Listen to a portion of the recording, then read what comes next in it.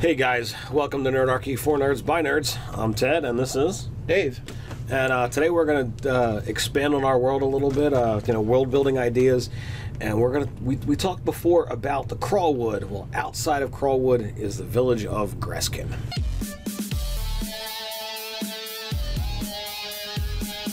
Before you visit Greskin, why don't you visit the description below where you can find a link to Nerdarchy, the newsletter, where you can get weekly gaming tips as well as learn how to game with Nerdarchy.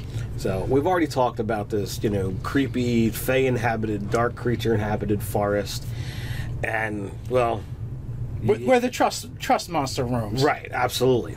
And there's no way to have, serious encounters and stuff in there without some poor beaten down village right near there that for one reason or another, the people cling to their homes.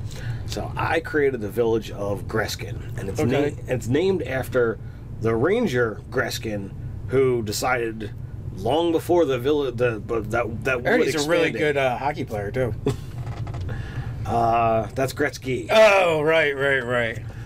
So Greskin is a ranger who set up, set up shop, started a village there, and next to this creepy ass woods. Well, it was before the woods had grown and gotten so close. So creepy. Okay. So creepy. Well, yeah, that was the premise behind the Crawlwood. Is it kind of moves, right?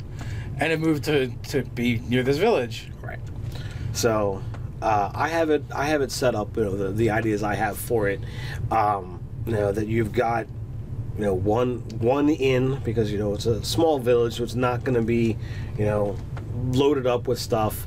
The inn's keeper name is Resk, and because I guess the wood is a little bit dark and whatnot, like his specialty is mushrooms. So like every dish that he prepares, there's mushrooms in it some way, shape, or form.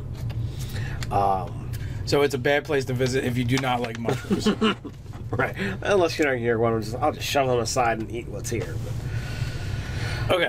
So what ideas do you have for this little, homespun village? So we had discussed this a little bit on the phone, because you had been actually working on this village and fleshing it out. Mm-hmm. And you're like, there's a problem. My problem is, like, who the hell would want to live in this village? Because there's this creepy woods that's kind of moved into town, and anywhere else would just be better. Like, you'd be just better off leaving your shit and just going, because I hate you're gonna get eaten by a troll. I hate the trope of, well, I live here because this is my home. Like, it doesn't make sense to me, and I don't want to create a world where, like, this trope is there, and, well, it's a fantasy world, so where else are they going to go? So let me ask you a question. Absolutely. You want to have adventure out of this town. Mm-hmm. Do you want them to be passing through the town, be from the town, visiting the town? Either passing through or visiting to some extent. Now, you might not have thought of this, but you could totally go Innismouth with this. Okay. You could just go H.P. Lovecraft and be like, the forest is actually, or the Crawlwood has actually infected the village, and the villagers, and has changed them in some way. Ooh. And you could do this in several ways. One, they can now be part of the evil. Maybe people don't go missing as much as being sacrificed. Yeah. You could go. It has altered them and changed them in a way that makes them not want to leave, even though it is bad. Everyone is terrified, but basically everyone's been infected with this compulsion where they cannot and will not leave. Like, if you try and drag them out of that town, they will go Damien on you. He's not having it. Claw out the eyes and everything. Wow. So there's two ways. One, you could have something, so someone in power, like the mayor of the town or the council of the town, refuses to let anyone leave. If they try and leave, people that they leave behind or they care about will be punished. They send trackers to bring them back. Maybe they have monsters from the Crawlwood that brings them back. So there's definitely different ways you can go, and you're also going with, this village was established before the Crawlwood became a problem, and right. it's old, and they've got roots here. Yes, I definitely like the person in power. Like, what if he's like a warlock to the our Elder Shambling Mound. Right, or even the Crawlwood itself, maybe. Like, you could go, a totally different route. And, like... Because we've already established that there's, like, a Dark Fae presence within it as well. Yeah. So, I mean, yeah. There's a plethora of choices. Right. Wow, so, like, if he's got a pact with the wood itself and he has to, provide for it, I kind of like that idea. And maybe some of his rangers around town are they're like magically shapeshifted creatures. They look like they're human or look like right, but they're something else. But they're something else, and that's why they've got power. And maybe they're gifted with some kind of boon from the wood itself, so that they can bring these people back, or be like, look, all right, you're going, but next on the chopping block is your mother, father, daughter, sister, uncle, best friend, whatever. So that's definitely a nice way, because then the villagers will know what's going on, but like, no one talks about it, and like they're directed. Look, you say something, you're next, or like. Your mission to any outsider is, oh no, this is my home. We have no reason to leave. Stay for our fall festival. What is that weird bloodstained stone altar? Your seat. Don't worry about it. It's an honorific place to be. It's fruit juice, really, from berries. Berries that we extract from the forest. Yeah. So yeah, you can definitely do that, and like maybe they do look for outsiders first as a way to, appease the dark wood instead of using their own. But when they don't have outsiders to bring in, they start sacrificing their own. They got to call their own. So and that too, like maybe they send out different people, and it's like their job to try and bring in outsiders. Right.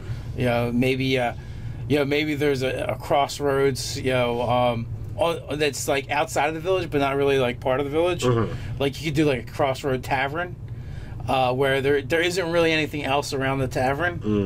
And they have to get their supplies from elsewhere. But like you have the taverns infiltrated by spies from this village, and they try and convince people to go to the village, and from the village, they do the whole people the damn thing to them and stuff. So that's some of my ideas. Like, but then the question too is like, do you have any people in this village that are actually good?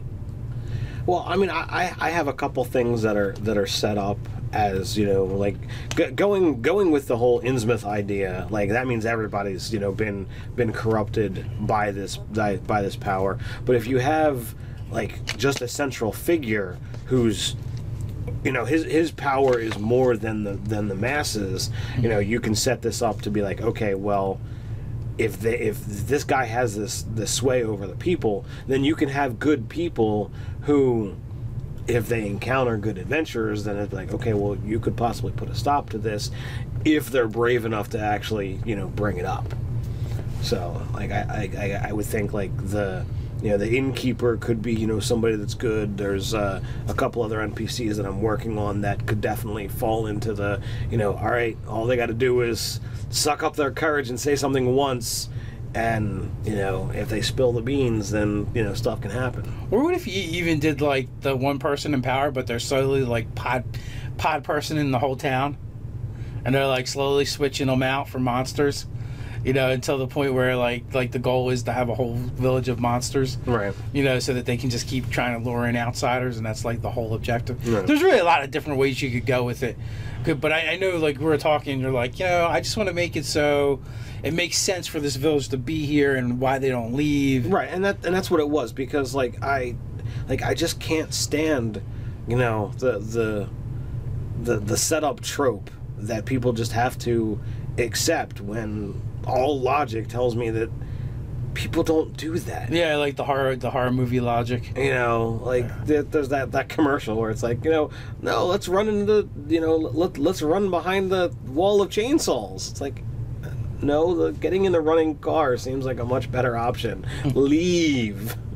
But you need a reason for them not to leave, or you can't have an adventure. Well, right, but so therefore you have to bend and you have to twist and you have to get around to. You have to figure out the story. What's the story here? Right, and since we've already got a dark wood, a creepy wood, something that's got more power than it should actually be.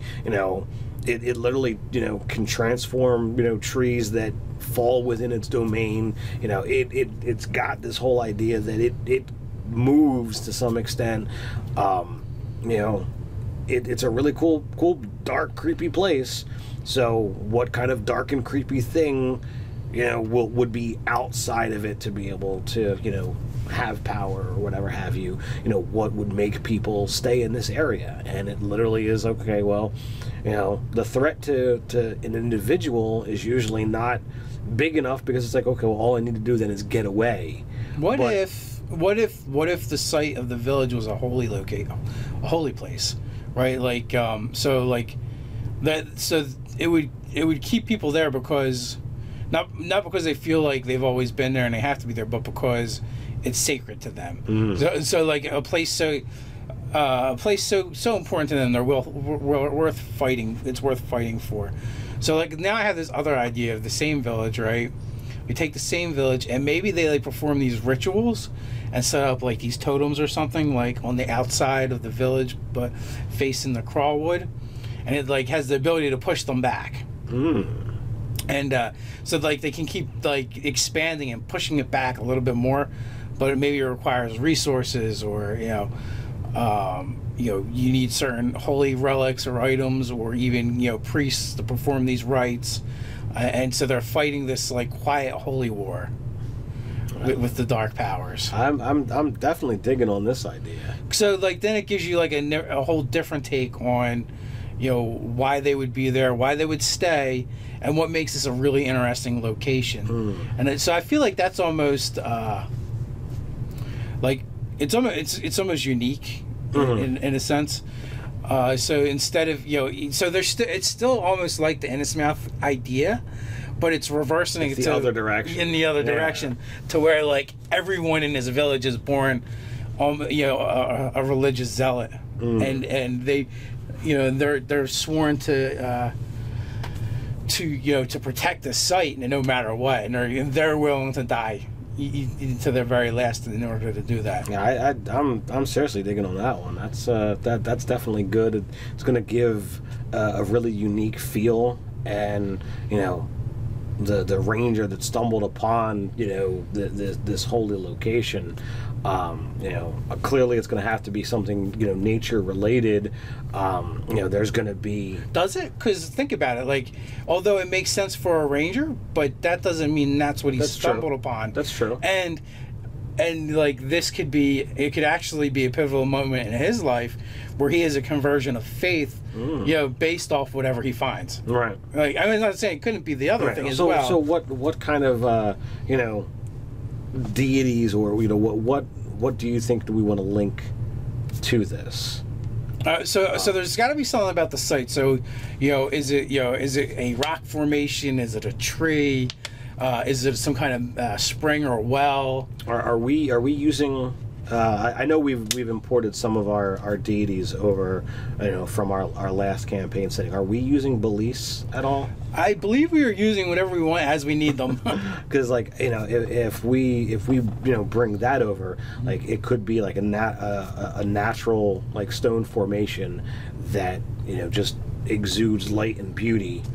And she is slightly. Oh, what about like a stone tree or something? Or is that too done? Or a crystal? We could do a crystal tree. Right. We definitely come up with something. But then like maybe the idea too is that like the Crawlwood, it wasn't by accident that it started expanding to this region, because it's trying to corrupt this location. So I don't know if you remember the Moonshade trilogy. And Forgotten Realms from Long Way, where they had the moon wells, and then like I forget the name of the beast god. At this point, we haven't done anything with Forgotten Realms in so long. that you know, was corrupting the dark, them into dark wells, and making like all kinds of monsters come out of them and stuff like that. But yeah, definitely, like it could be that, like that could be the consequence. Like you could actually have that in your mind. Well, what happens to the site if this town, this village ever falls? So that, you know, that could definitely be interesting. Yeah, I'm seeing a whole transformation in my mind. You know, like I had, you know, when I had envisioned this town, you know, I was going with like, you know, these guys are downtrodden and morose, like, you know, that regardless of why they're staying and they're not really happy about it. You know, now they're holy warriors of fire in their eyes. Fervor, and they're like, no, you know, we won't let this happen.